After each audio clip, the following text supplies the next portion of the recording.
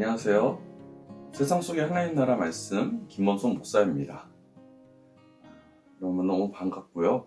오늘은 좀 분위기가 이상하지만 그래도 나름대로 핸드폰으로 찍어서라도 촬영을 하겠다는 이 결심을 가지고 열심히 다시 해보겠습니다.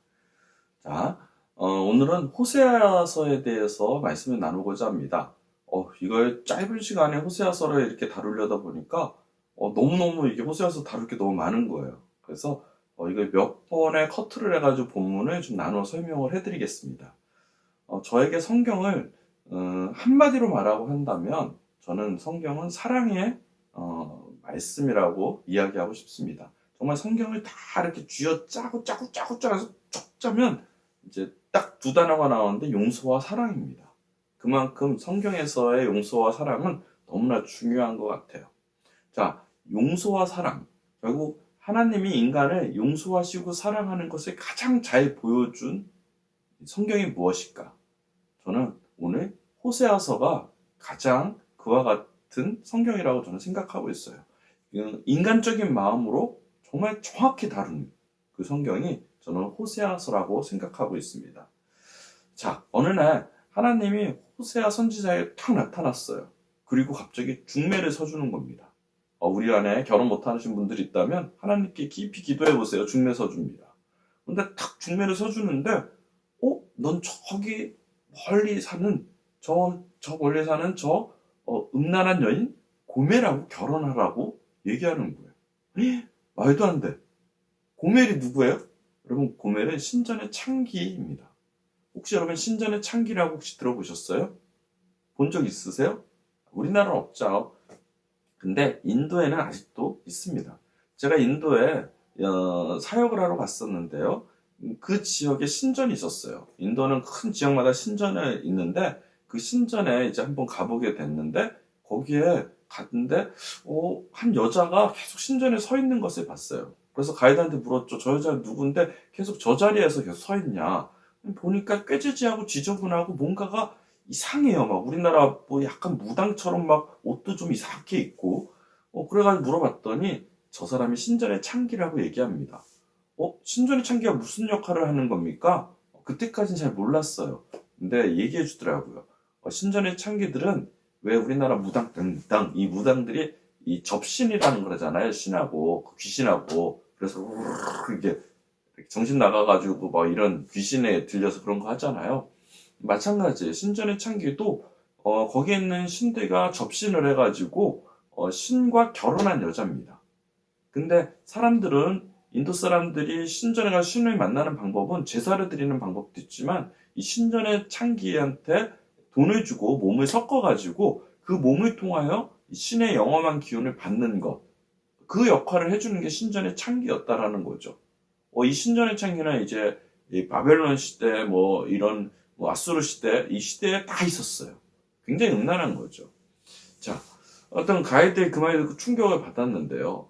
여하튼 하나님은 이 고멜하고 그런 여인, 신전의 창기, 신과 결혼한 다른 우상신과 결혼하고 몸을 파는 그 여자하고 결혼을 하래요. 여러분, 하나님이 가장 싫어하는 게 뭔지 아십니까? 첫 번째는 우상 숭배입니다. 두 번째는 음란함이에요. 와우. 그렇다면 우리 고멜은 이 두 가지를 완벽하게 갖추고 있는 여인입니다. 즉 어떤 악의 집합소, 이게 고멜이에요. 그런데 그런 고멜과 하나님이 결혼하라고 시키는 거예요. 이 말도 안 되죠. 호세아는 선지자잖아요. 선지자인데 지금 이 고멜하고 결혼하는 게 말이 됩니까? 충격을 받았어요.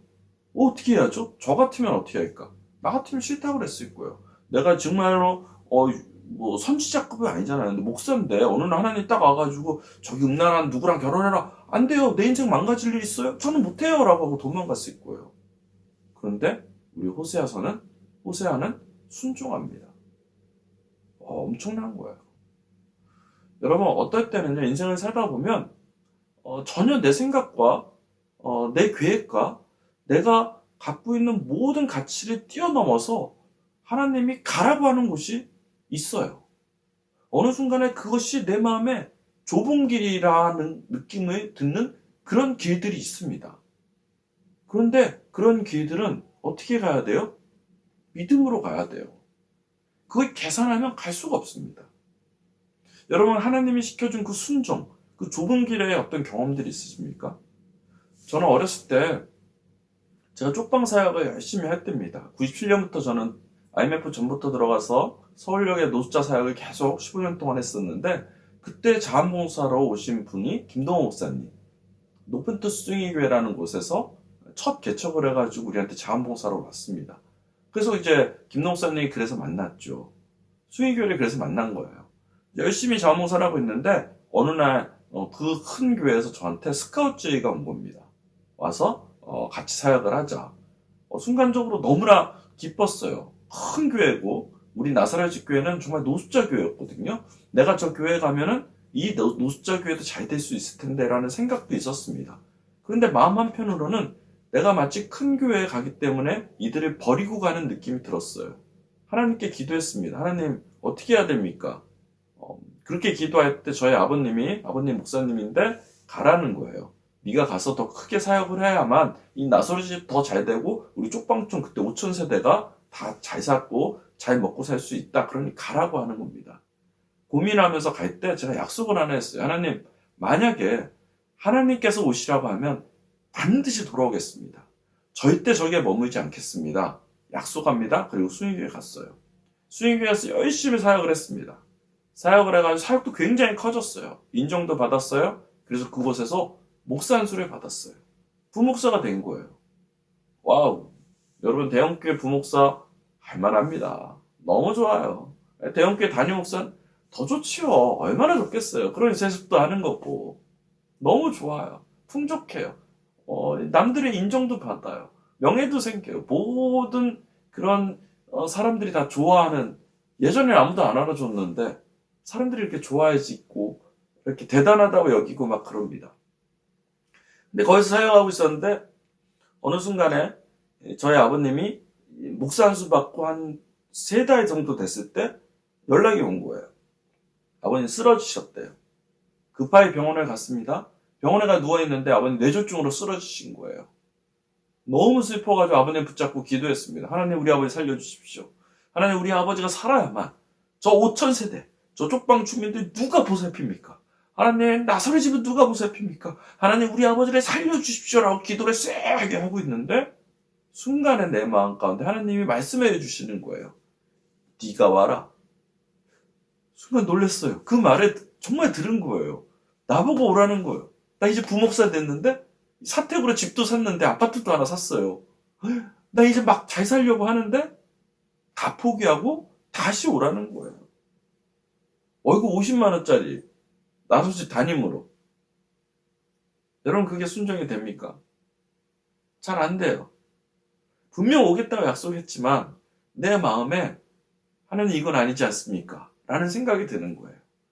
우리 지은이가 이제 막 태어났어요. 수영이 부목사 되는 그해 태어났어요. 너무 좋았어요. 너무 행복했어요. 그런데 유치원도 보내야 되는데 유치원비가 50만 원입니다.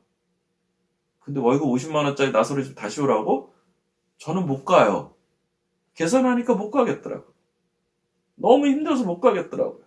안 갈 이유를 얘기하려니까 100가지는 얘기할 수 있겠더라고요. 근데 하나님이 오시래요. 너 약속했잖냐는 거예요. 너 약속했잖아.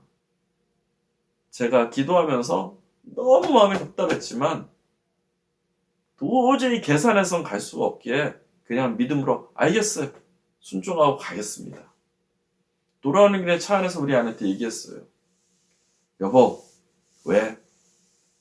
하나님께서 나서리 집에 다시 돌아오래. 우리 아내가 깜짝 놀랐어요. 그래서 제가 생각한 그대로 얘기하는 거예요. 여보, 유치원도 보내야 돼. 우리 집세도 내야 돼. 우리 먹고 살아야 돼. 어떻게 지금 갈 수 있어? 안 돼. 근데 그 말 다 듣고 있다 한마디만 했습니다. 계산해서 가면 그게 좁은 길이겠냐? 그건 넓은 길이겠지. 계산이 안 되니까 하나님께서 좁은 길이라고 했겠지. 그 길을 선택하면 하나님이 열어주신다고 성경은 얘기하고 있잖아. 우리 약속했잖아. 돌아간다고. 그때가 바로 지금이다. 우리 아내가 그 자리에서 바로 같이 순종해 주셨습니다. 그래서 제가 돌아와가지고 김동수한테 사직서를 냈어요. 저 그만두겠습니다. 목사님 깜짝 놀라더라고요. 숭의교회에서 자진으로 사퇴한 사람이 저밖에 없었어요. 왜 그러냐고. 그래서 아버님 쓰러지셨는데 하나님께서 저보고 오라고 하십니다. 가만히 계시다가 목사님이 그러십니다. 김 목사, 너 숭의교회 부목사지? 네. 그럼 앞으로 숭의교회 부목사 하지 말고 우리 교회에서 일주일에서 5일은 우리 교회 사역하고 주일날은 나서로 집 가서 네가 버티고 있어. 라고 예시해 주시더라고요. 결과적으로는 저는 2달을 할 수 있게 되었습니다. 그리고 아버님도 나중에 일어나서 같이 나서로 집 교회 다시 협력할 수 있어서 너무 좋았습니다. 여러분, 좁은 길은, 생명의 길은 계산해서 갈 수 있는 길이 아니에요. 계산하면 다 가지. 계산이 안 되니까 좁은 길이라 했겠죠. 좁은 길은 어떻게 가야 됩니까? 믿음으로 가야 되는 거예요. 어쩔 때는 믿어지지 않을 때가 있어요. 그래도 순종이 제사보다 낫다고 순종하는 거예요.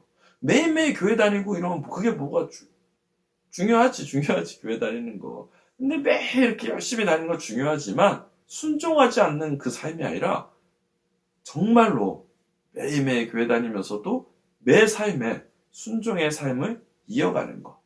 그것이 믿음의 생활은 너무나 중요합니다. 오늘 호세아서는 그런 순종의 시간이 왔어요. 고멜하고 결혼하래요. 끔찍하죠. 근데 믿음으로 순종합니다. 도저히 자기는 하나님의 뜻을 이해하지 못하지만 그래도 믿음으로 순종해 나갈 때 호세아를 통하여 하나님은 그 사랑을 우리에게 보여주고 있다는 겁니다.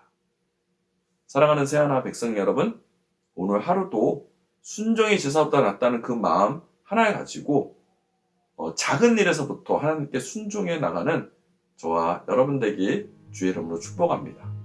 오늘 하루 승리하십시오.